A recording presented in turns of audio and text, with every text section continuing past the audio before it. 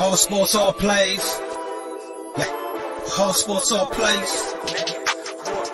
All sports, all plays. 365, we making up plays. We talking the game, get you through the days. We're high in the court, the dime in the lane. Variety topics, living the same. All presentation, sports information. In the airways, taking the nation. All sport, all plays, they working your faces. Grace at the field, so tie the laces. All sports, all plays.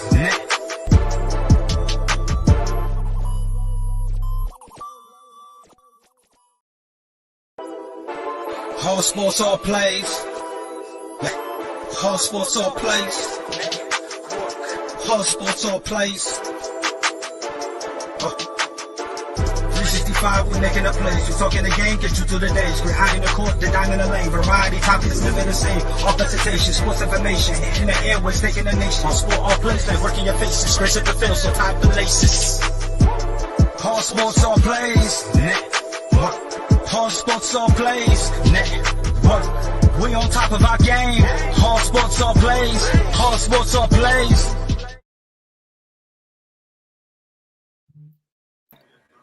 What is going on, everybody? This is Mike Hughes, and I'm sitting here today with Jay, and you're watching the ASAP Network. And Jay has something special for everybody today, and I am honored to be sitting here with him. Jay, can you tell the people what we're going to be getting into today, everything that you've been working on, and just the discussion that you've been having the last couple of days?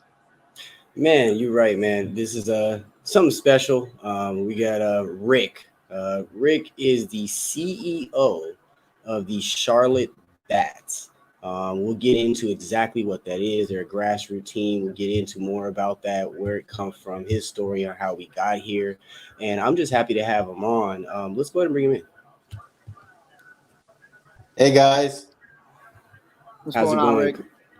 Thanks for having me on your program. Appreciate it. No problem, Rick. No problem. Before we kind of get into what the Charlotte Bats are about, can you kind of tell us a little bit about yourself? Well, my name is Rick Curti. I was born and raised in Los Angeles, California. I actually lived in Las Vegas, around your neck of the woods, for 5 years, from 2001 to 2006. So I'm a West Coast guy myself. I moved to Charlotte around 2006. I've been living here ever since.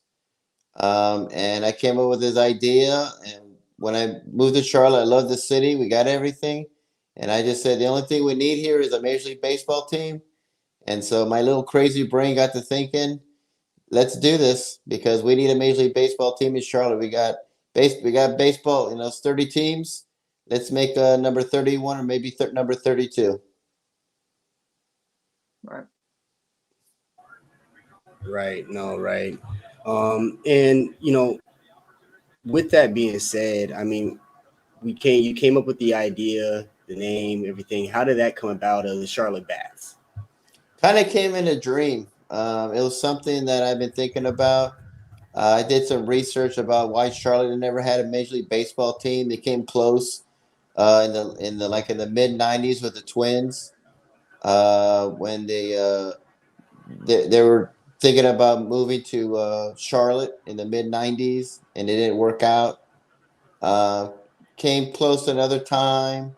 I think flirted around when the Expos were thinking about getting sold, and I always heard Charlotte. I lived in Las Vegas. I always heard Las Vegas getting a team. I always heard Charlotte. That didn't happen.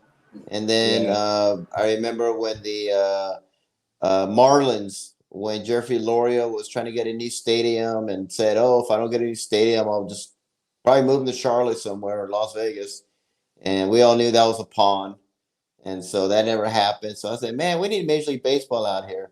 So I did some research, and I found out we have 13 other cities that are smaller than Charlotte that have Major League Baseball. Milwaukee is actually the smallest city that has Major League Baseball.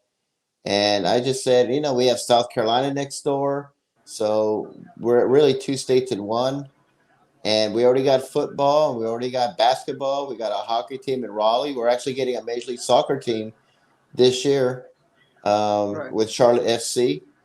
And so I think this is the right time to do it. And I'm really excited that the Commissioner of Major League Baseball put this on his list for expansion in 2015.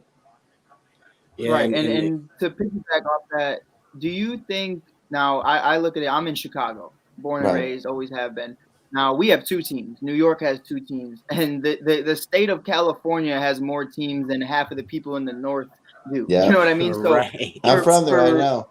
from my perspective, Rick, what would you say is the main reason that it's been taking this long for Charlotte to get a baseball team? Would you say it's more of the interest of the people of Charlotte, or just that comparison that you made is that it is a smaller marketplace? I think because it's a smaller market, I think a lot of people wanted these sexy cities like Los Angeles or Chicago or Las Vegas. They would always look at those markets, But you don't have to be this big, sexy city to have professional sports. I mean, look at Milwaukee, Right. St. Louis, Tampa Bay, all small markets that have done successfully well. And so I think a lot of people you don't have to look at that. I think the Yeah. Charlotte has and North Carolina's been stereotyped a lot with NASCAR and college sports. I think people are just they Definitely. got college. It's a college state. Well, California's a college state, and they got every single team out there. There's a lot of Right. college. Florida's a college state. And they got two Major League Baseball teams. So I think over the years, those kind of stereotypes have been broken down a lot. And what's so funny about Charlotte is that nobody's from Charlotte. This is a big melting Right. pot. This is a transplant city. I'm from Los Angeles. I mean, people here from Buffalo, Pittsburgh, Chicago, New York, Arizona. I mean, nobody's from Charlotte. So we're a big melting pot. Right. And so I think one of the reasons we just been ignored is I think just Major League Baseball we've been flirted with it a little bit. Unfortunately, we've been used as a pawn. But now that the commissioner's come out with his list, and I'm really happy that he put us on his list because we need more teams in the South. We just have the Braves. Right. Braves did win the World Series. So it'd be great to have a team in Atlanta. We got a team in Atlanta. It'd be great to have a team in Charlotte. And I think when they do expand, they'll expand by two. And I do believe it's going to be Charlotte and Nashville. That will be the two expansion teams. Nice. Right. And Real quick before you go, Mike, I kind of wanted to just emphasize a little bit more and take it back for a second because I think we kind of skipped over a little bit. Okay. On the emphasis of the commissioner bringing up Charlotte as one of the cities on the list in the expansion. So I'm gonna put you on the panel on the spot for a second. All right. I'm gonna act as the commissioner. I'm sitting in front of you right now. What's your pitch? Not on necessarily the Charlotte Bats, but what's your pitch on Charlotte? Let me hear it.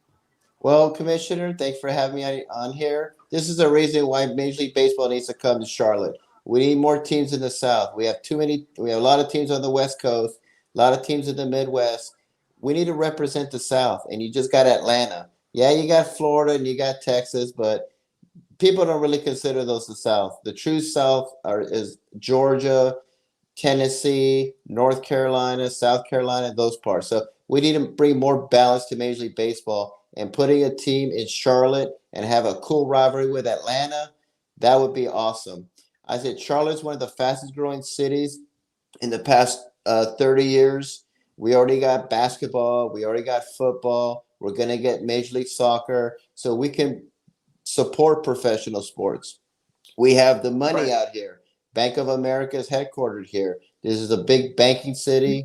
We have more Fortune 500 companies growing every day. Charlotte is one of the fastest cities for young entrepreneurs to come to Charlotte because we have a lot of young entrepreneurs out here. And when people say we're a small market, well, don't worry because we have our friend South Carolina next door. And so we could bring the people from South Carolina to Charlotte because they don't have pro teams. They don't have a pro basketball team. They don't have a pro baseball team. So if you put all those things together and have a team in Charlotte, it will be a gold mine and we have a lot of transplants. We have people here from New York and Chicago and Buffalo and Pittsburgh that will just die to go see to have their own team. And I don't think anybody wants to drive 4.5 hours to Atlanta to go see the Braves. I know I wouldn't. So people want to Well, we got a guy, Ray Cruz, that would definitely do that. Oh yeah, Ray Cruz. I know people that would do that. But I'm like, well, you could save your, gas is so high right now. I'm like, you could save. I'm saving my gas money, and I'm gonna wait until we get our own team in North Carolina. So, Right. So I think we put all those together right there, and I think that's what the commissioner's been thinking. Why not Charlotte? I mean, it's like, why not? Right. Now, Rick, you brought up a very interesting point to me, and I think Jay might agree with me here. You talk about the people of Charlotte. You talk about how it's a melting pot. There's no, not to say there's no identity, but there's no specific identity to Charlotte because everyone's coming from everywhere, and that's what makes it great. And Chicago is very similar to that, and I love that aspect Arizona of it. too. And that's why I always do. Right. I love watching teams like that because the fan bases themselves are just so diverse and just so different. Right. You see blue collar guys, you see the rich, you see the poor, you see the good, the bad, and the ugly. Now, what I might not be able to comprehend right now, though, and our viewers watching are, who are the Charlotte Bats? Now, like, I look at it as the Tampa Bay Rays. The Tampa Bay Rays, everybody knows what the people of Florida are. It is also a melting pot. But the Tampa Bay Rays do not sell seats, and people aren't there. Now, who are the Charlotte Bats, and how would they be able to construct a fan base, and what does that culture and that identity look like? Well, I think what hurts Tampa Bay is that they don't even play in Tampa Bay. They play in St. Petersburg, and so I think that has a lot to do with it. It's all about location, and unfortunately, I don't know if Florida can support. I mean, they're having problems with the Marlins as well. So, I mean, that's the bad thing about Florida. I think what came up with the Charlotte Bats was that I wanted something that represented North Carolina and Charlotte. And so, from 1994 to 2004, there was a minor league baseball team called the Greensboro Bats. And they changed their name, and they're now called the Grasshoppers. They're called the Greensboro Grasshoppers. So I said, Bats, huh? That's a kind of a cool name. And then the colors I chose are the colors of the city of Charlotte and our university called UNCC Charlotte, home of the 49ers. So I wanted to put all that together. And let's show them real quick the jerseys real quick so they can see those colors. Yeah. So those are the colors of the city of Charlotte and our university, UNCC Charlotte, home of the 49ers. And I just wanted to combine those two. And bats are really common in Charlotte. People tell me that, I see bats here all the time. And, with the Greensboro minor league baseball team now called the Grasshoppers, I just thought it'd be a perfect name. I originally wanted to go with Cardinals because it's a state bird of North Carolina. But unfortunately, as you know, Arizona Cardinals, St. Louis Cardinals, too many Cardinals, unfortunately. And so I said, let's come up with the Bats. And so we stuck with the Bats. I definitely like that. I'm gonna put those images back up there for anybody that did miss it or didn't want to see it again. I love the combination of the colors, how you put it together, flows very well. Now, one thing that I did want to kind of emphasize on the Grassroot Team. Let's get into what, because I know a lot of fans or viewers out there are probably thinking, the same thing that I thought when I first heard the word. What is a grassroots team? Well, grassroots pretty much is just somebody who wants to start a movement and gets other people to join. It could just be people from different backgrounds. You don't have to be this rich, famous person. You don't have to be a celebrity. It's just somebody that says, hey, this crazy guy wants to bring Major League Baseball to Charlotte. He's got a petition. I think I'll sign it. And then I'll sign it and say, you know what? I would like my other friends to sign. So they get their friends to sign. And then all of a sudden they're tuning into your show and watching me talk. And then they're like, hey, I'm going to follow this guy on Facebook. And then little by little just grow a following. So this is what's so great about what we're doing is that this is the people's team. There's interest everywhere, not just in North Carolina. I've had people interested in I have some girl that was interested in Belgium. Some girl from Belgium contacted me and wanted a shirt. And I'm like, why would a girl from Belgium want a shirt of the Charlotte Bats? Because that was her name, Charlotte Bats. So I sent her a shirt of Belgium. She loves it. I'm happy. I've heard from people from Australia. I've heard from people from Kenya, from all over the world. that really are interested in what we're doing. So that's the great thing about what we're doing. Even though we're based in Charlotte, we're everywhere. And I've had people from Pennsylvania and all over that signed this. They said this would be great to have Major League Baseball in North Carolina. I've been there. It's a great city. You can support it. It's growing like crazy. And it's like, why not? Why not Charlotte? So it's just the people who have just latched onto this and just decided that I wasn't so crazy after all. There's a lot of other people like me that feel the same way. Well, you're definitely convincing me. Right. You know. Well, thank you. I And Rick, appreciate it. you talk about the idea of how this came about, and you've kind of gone into that a little bit. But I kind of want to talk about the process of that and kind of what goes into, being a part of the Charlotte Bats. For you, like you're saying, you're sending shirts to people are buying merch off you, like you have a huge fan base that's global. What is the process of that? Are there other people that are a part of this team with you, or are you a solo show? Right now, I'm trying to get other people involved. Pretty much, I'm kind of solo, always looking for other people. I have talked. I know the mayor is very interested in what we're doing. She came out recently and said that having a Major League Baseball team in Charlotte would be a, no pun intended, home run. And so she's on board with that. I actually, before COVID, we were contacting the governor of North Carolina, who's a huge sports fan, and where I was actually making some headway with the staff. And unfortunately, COVID came, and that kind of like slowed everything down. But we're back in the game now, and hopefully we'll get back to normal, sooner soon. It's been just a crazy 2 years with what's been going on. So we're always looking for people, but I'm part of a business group. I meet like-minded people like myself, and so we're always looking for anyone out there who's interested. And I always tell them, go on our email at cltbatsbaseball@gmail.com. You have any questions, no matter where you are, want to get involved, come along. And I actually spoke to someone that I met on LinkedIn this morning who's interested as well. So it's just some fun to do. People are excited, and people want to have a team in North Carolina, and instead of rooting for outside teams. Because when I lived in Las Vegas, I was we didn't have baseball. I was a Diamondbacks fan, or a Padres fan, or a Dodgers fan. So, and that's how we are kind of in Charlotte, where everyone's like a Braves fan, or we have people here from Virginia who are Nationals fans. So it'll be kind of neat to have our own team we can root for. So, and you also have to have a lot of patience. There's a lot of ups and downs in this. When I started this, people thought I was absolutely out of my mind. We're never going to get a team. We're too small of a market. And then 7 years later, we're on this list. So that's the great thing about what we're doing, is just, it's all about patience and time, and just giving people that information that a lot of people didn't know about Charlotte. They didn't know Cal Ripken Jr. played here, or Harmon Killebrew. They didn't know there was a Charlotte Hornets baseball team. Jim Tomei played here.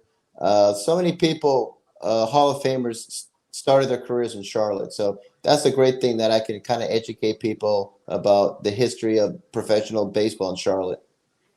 Right.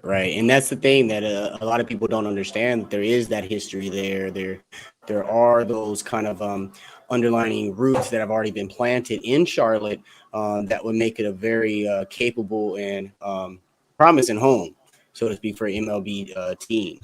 And that's one of the things that, I don't think a lot of people understand. And with the research, it seems like even that you've put in yourself before starting this, that with Major League Baseball looking to expand, there's not many super promising sites. It's really dwindled down to a few. They can go back, bring another team to Canada. I will always say Canadian teams will always work in Major League Baseball. And then really outside of that, Las Vegas is going to be always spoken about until they get one, because of what we've seen with the sports teams that have gone over there, and internationally what Vegas brings to a fan base. But, I agree with you, Rick. You've pitched a wonderful, wonderful, wonderful pitch to, the Major League Baseball organizations, the commissioners, and the fans as well, from my point of view of Charlotte, not only winning a Major League Baseball franchise, but also it being the Charlotte Bats. I'm 100% behind you on that. Well, I appreciate it. And the news about Las Vegas that people always ask me, well, when are they going to expand? And I say, well, they'll expand when they get the stadium situated in Tampa Bay and Oakland. And looks like Oakland's going to move to Las Vegas. So Yeah. they've actually been there like 6, 7, 8 times looking at property. They're fed up, just like the Raiders were fed up.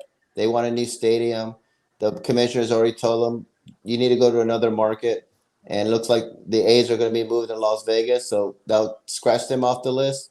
And then Tampa Bay is going to be splitting their season in Montreal. So you'll have half the games in Tampa Bay or St. Petersburg, and half the games in Montreal. So, and if they don't get a stadium done, probably the Rays will move to Montreal or have this sister relationship with Tampa Bay. So, as soon as those two things are done, they'll expand. Charlotte's number one. And I see Charlotte and Nashville. I think having a team in Charlotte and Nashville with Atlanta there, and you got no team in South Carolina, you got no team in Virginia. It's open market for those two, and I think it would be a huge success. Yeah, no. One last question for, guys like myself, Mike, other viewers out there. I'm big into prospects. I'm big into draft. I'm big into the journey it takes individual to get to the professional level. So, with that being said, let's take a step back for a moment. We're awarded a major league team in Charlotte, the Charlotte Bats. They have their team set up. Where would your minor league teams be? Well, that's a good question. South Carolina would be the perfect place. It's right over the border. We can have a team in Rock Hill. We can have a team in Fort Mill. I know Columbia. I think would be a good idea. Columbia is nice. If there's a minor league baseball team in Columbia called the Fireflies, and I think if the Bats or whatever major league baseball team we get can purchase them, and they can be the AAA affiliate of the Bats, that would be the perfect landing spot to me. It would have the team in Columbia, South Carolina. So I'd definitely be in South Carolina because, it's a smaller state. They don't have pro teams. And I think that if they see that they're being partnered with an affiliate with Major League Baseball, and, the Panthers headquarters is going to they're moving into South Carolina. That'll make them feel good, and it'll be a whole Carolina feel to it. So to me, Columbia, South Carolina, and getting the Fireflies, being the AAA affiliate, to me would be the best bet, the easiest bet, and a great location. You don't have to go from one state to another. You can just drive to Charlotte when you get called up. So I think that would be a great addition to it. No, that definitely sounds ideal. I do want to get your take. I think, Mike, you're muted if you're talking. My bad. I was just gonna say, Rick, not to hold you for too long, and I know there's a lot of questions that you might not have answers to. But we're talking about what you would do from a minor league perspective, and just off rip, it was just, to me, we haven't really seen an expansion team really since the Expos became the Nationals. So for you, we're already talking about how the minor league teams would work, and obviously you're going to draft accordingly, and you're going to bring in guys, do walk-ons, this, and this. For the major league team, the Charlotte Bats itself, how would you see that going? Do you see it like the Golden Knights where they're kind of taking one player from each team, or how would you construct that team to be major league ready? Well, they would have a draft. We would have an expansion draft, just like when the Rockies, and the Marlins came, or when your Diamondbacks were getting an expansion team, and there would be an expansion team, an expansion draft. And then, we'll get some we'll get great scouts, and they'll be scouting people from high school. There's so many professional independent leagues, like the Atlantic League of Professional Baseball. We have a college league out here called the Coastal Plain League. And so they'll look at people over there that they can draft and find those hidden gems out there that have been ignored by professional baseball. Free agency is another thing. There's a lot of people who love to play at home. They're like, hey, I'm from Gastonia, North Carolina, or I'm Right, from Matthews, right. North Carolina. Oh man, they had a team in North Carolina. My family still lives there, so I think I'm gonna go to this team. So there's just so many different ways to do it. But first of all, it will start out with an expansion draft, and whatever players are not protected by those teams, we can scoop up. That will be best for our team, and would be a good um, that would best represent us. So that would be the first step there, and then of course minor you draft, free agency, scouting, etc., and that's how you would get your team. And you got to get a great GM, a president, and that can see all that and get people that have just years of knowledge in sports and things like that. So if you do all that.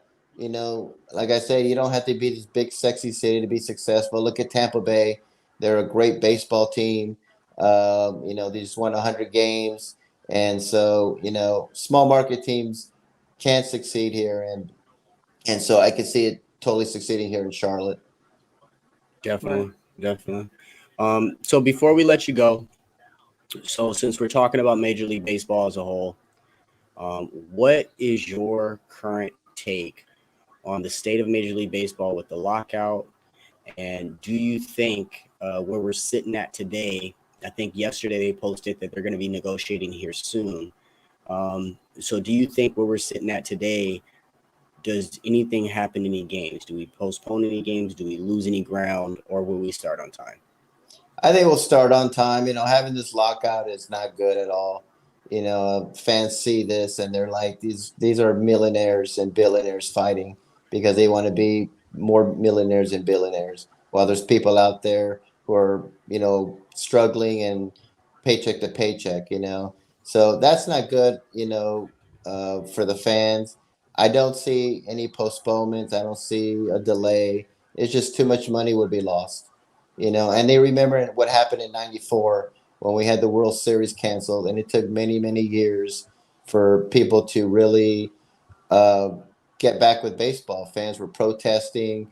The attendance was bad, and it took Mark McGwire and Sammy Sosa to do that historic home run chase of Roger Maris to get the That fans was back, beautiful.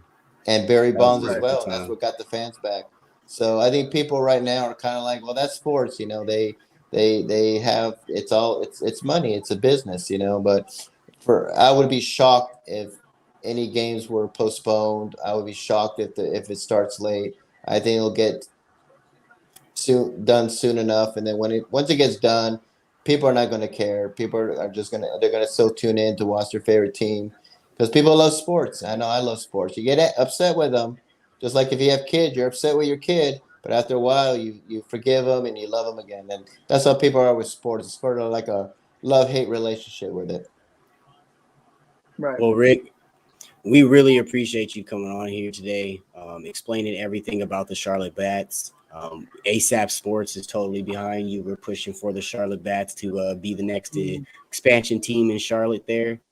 And from a standpoint of a fan, I love what you're putting together.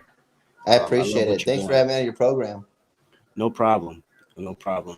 We'll definitely have you on again whenever you're ready. You come on. We'll talk some baseball. Mike has a baseball show that's about to debut here soon, so we'll love to have you on. I would love to be part of that. I Anytime, brother. love Anytime, baseball. I brother. love all sports, and I'd be honored to be on that program. Perfect. No Well, it was a question, great bro. We'll time talking definitely to reach you. out to you. You enjoy the rest of your day, Rick. All right. Thanks, guys. Have a great weekend. You too. Well, that was very enlightening, folks. They're very enlightening. Definitely a great movement he has going on over there. If you need any information about the Charlotte Bats, again, www.charlottebats.com. Follow, help the movement, keep it pushing. Bring Major League Baseball to Charlotte. What you think about that, Mike? Yeah. But how about we just bring it back in general? I think that's where it really starts.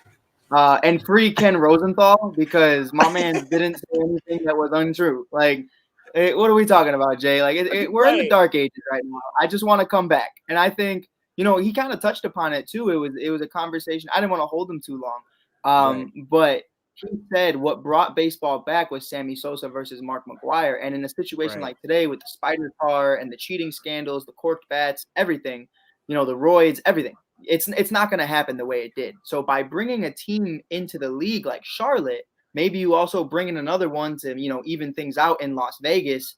That could be what instills more fans coming into the league, because right now there's more fans coming out than there are going in. And I feel like that could be the move that happens.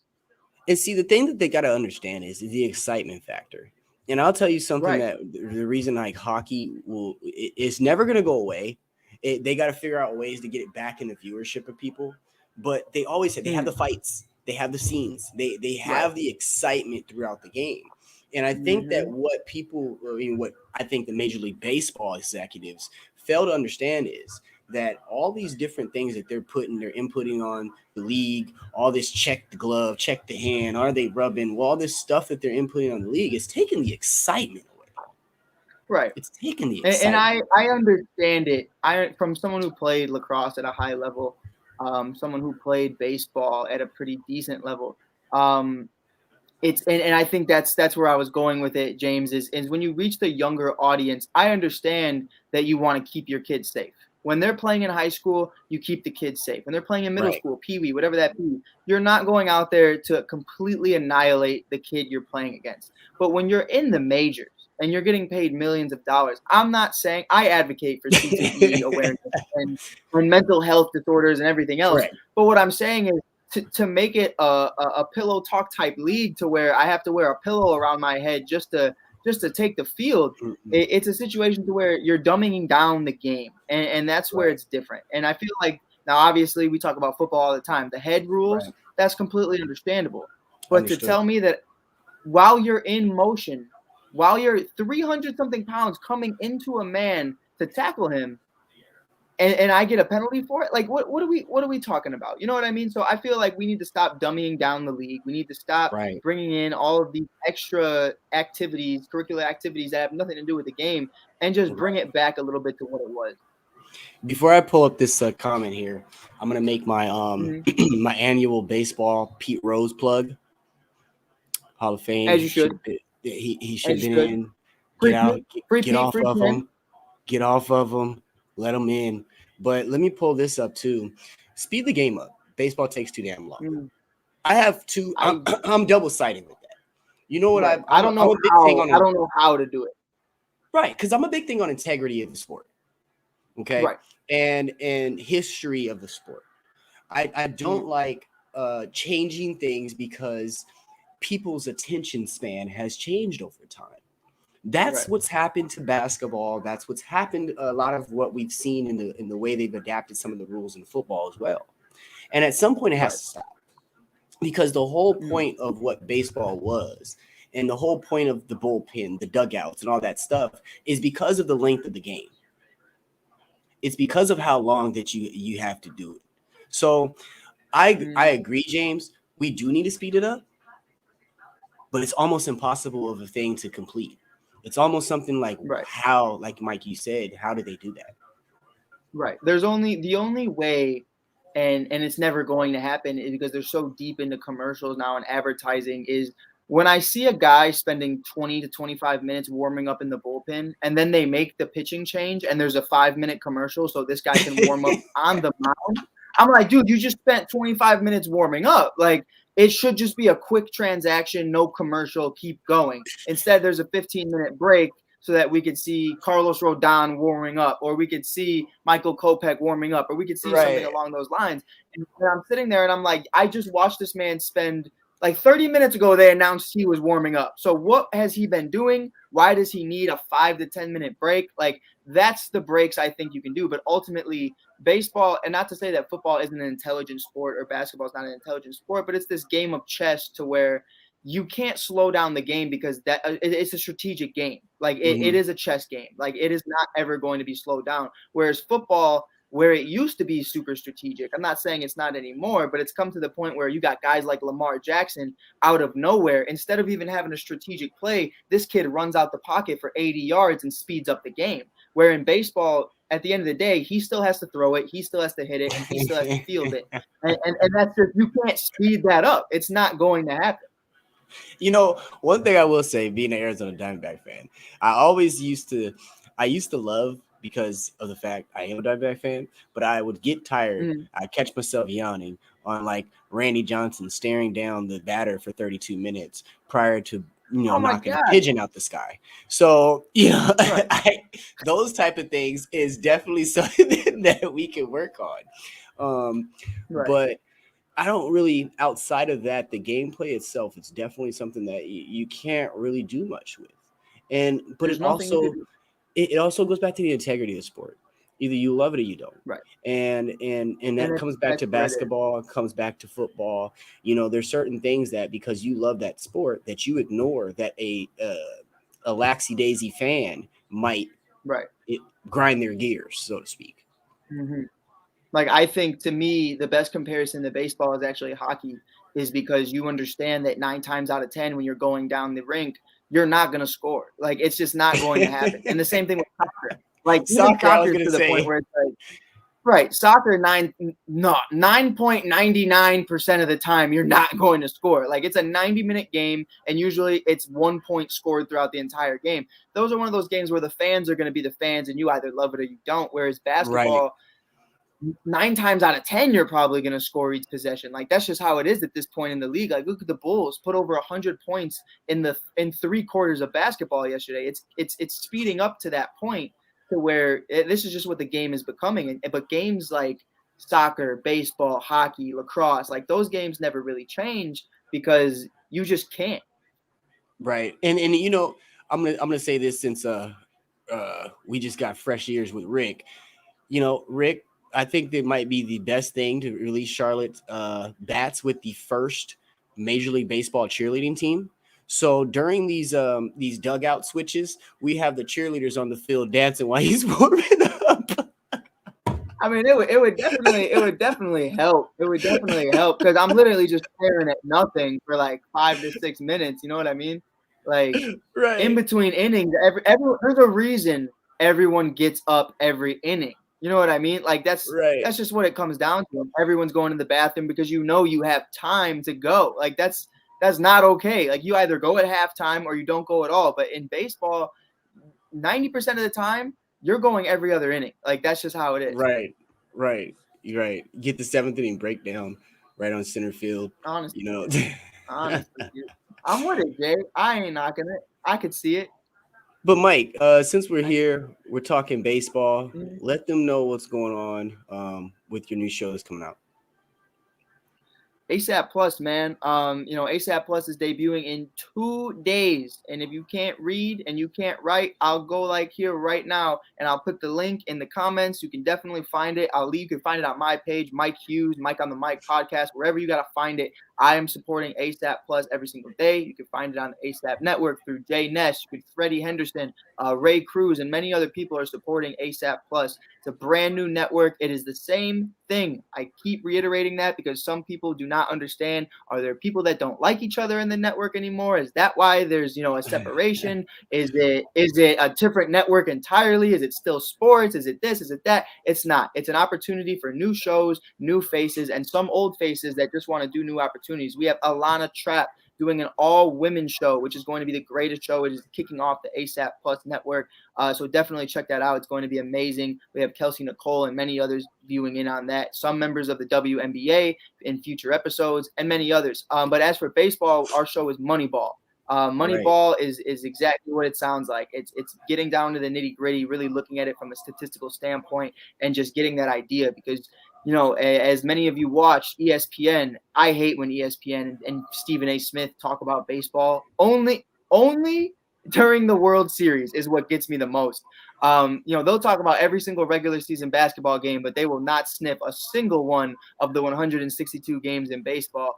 But it's definitely a situation to where even when they are speaking on it, they only talk about the big names, where Jay, myself, and many others throughout this network love talking prospects. I am good friends with many prospects of the Chicago Cubs and many other places. So we will be having them on the show as well as guests. So definitely check that out. Like I said, January 10th, ASAP Plus is banking it, and we're going all for it. We're going the distance, So definitely keep on track with us. Last night, Jay, myself, Freddie, and others, we had 28,000 viewers on one of the shows last night, and it's only the beginning. So definitely check that out and get on now because we're going. Right. And I'm going to pop James on the screen here. That's another one of the big shows, Big Game James, former NFL star standout, and Jay Stoggs are bringing the Big Game sports buzz to ASAP Network and ASAP Plus. So that's another thing that we have going on. Look, you guys, if you haven't already, if you've been missing out since on 2021, don't repeat the same mistakes in 2022. Be better. Be better. Be better. Click the link. Add us on all of them. We have an all-star viewer here, Mr. Greatest Damon fan of all Hernandez. time. Man, this dude right here. Since you're talking about student athletes, what are your thoughts on student athletes having free agency in college instead of the transfer portal, since they're finally getting paid now? Good way of putting it, because it really has turned into a free agency these last few weeks, especially. Right. The $1 million offer. The Deion Sanders stuff was crazy. The Deion Sanders stuff, the $1 million offer that Caleb Williams just got, trying to recruit him. Damian, to me, it's open book right now. This is like, right. I'm going to compare it the only way I can right now on the top of my head. I'm going to compare it to like cryptocurrency. The first couple of years of cryptocurrency, it was just open. There were no regulations. Just get it in and get it while you can. And that's how I think these first couple of years are going to be for these students. But I think they are going to make some restraints because you can't tell me I can give Mike $1 million and say, hey, come out to ASU. And in the back of Mike's head, he's like, I'm going to go get that money, but I'm going to play there 1 year, and then I'm going to go to the team I wanted to go to. Right. And I think that's where you would have to figure it out, because where free agency is, you have a set deal, and then once it expires, you can go wherever you want. Whereas free agency for college would be very different, because kids would be leaving every single off season to be getting new deals. And that's where it's one of those situations that's tricky, because you can't have every single kid on a college recruit, being like, okay, we're gone, because then those schools, even though they do have financial stability, they will go broke eventually if they have to continually give someone over $1 million every single year. And those are all going to be new athletes. Like it would just be a lot. So I think there's a lot of unknowns to that. I think it's already somewhat become that. I just think to a lesser degree of the actual term, what we're used to in free agency. Now, let me put this on the table, because I don't think people have taken it to this aspect yet, because we haven't had it yet. But I foresee a problem with the NFL. I foresee a problem with, let's say a player is recruited to go to a college, and let's just take it off the top of the wall. They get a GoFundMe. They raised $10 million to send them to Appalachian State. Okay, this guy goes to Appalachian State. He's an NFL prospect before he lands in Appalachian State, so we already know he's going to the NFL. Now, let's say his draft stock drops to like 4th, 5th round. He gets drafted. His 4-year contract total is $5 million. Do you think those are going to start running into issues where the dude's like, I made $10 million going to Appalachian State? Why would I sign this 4-year deal with the New York Jets as a 5th round draft pick for $5 million over 4 years? Do you think those are that's an issue that we're going to possibly see? I think it's real. Like I think it's a real conversation. I think it all comes down to the love of your game and what you're willing to put into yourself. Now, some kids, they want to play football to get the bag. And if you're getting the bag in college, why am I playing to get the bag again if I already have it? Unless you have the idea of betting on yourself, then getting $100+ million deal later on down the line. If you think you are that good, we've seen it happen before. Eddie Jackson and many other individuals who have come out, being from the 5th or 6th round and still being great and getting the bag. The other combination of it is, do you want to play? You know what I mean? Like, are you only playing football for the college scholarship now? Because if that's all it is, and you have an opportunity, Trevor Lawrence is a perfect example to me, to where he stayed an extra year to get his business degree. Not that he didn't care about playing football in the NFL, but he didn't, solely have to do that. That wasn't his sole intention in life. It's not the only thing that matters to him. So it's that idea of, if Trevor Lawrence already had $100 million graduating out of Clemson, which relatively he could have if he just, every single year went in the transfer portal. I don't see why he wouldn't just become a business major like he already has and go into it from that perspective. Now, there's other individuals, like we said, they got that dog in them, the Mac Jones and the Justin Fields and all these other guys who just want to play ball. You know what I mean? Like, not to say Trevor doesn't, but Trevor has other aspirations outside of football. So I think it comes down to your love for the game overall. Yeah, we appreciate that. We appreciate that. Well, look, that's we had a great show. Mike, before we wrap up, is there anything you want to leave them with? Free Ken Rosenthal, fire Matt Nagy, and subscribe to ASAP Plus and the ASAP Network, because I'm going to tell you this right now. If you're watching us right now and you're not already subscribed, you're a weirdo, bro. Why? What's taking you so long? Like, you could be here all the time. Why are you here right now? You could be here every day. We're here every day. Click that little bell thing. You know what I mean? Right. Just be better. Be great. Yeah. I want you to be Don't make great. the same mistakes last year. Don't make the same mistakes. Right. Well, anyways, guys, I I appreciate everyone that tuned in. We appreciate you guys stopping by. If you haven't, like he said already, please share, like, subscribe. We appreciate you guys all the time. Yes, sir.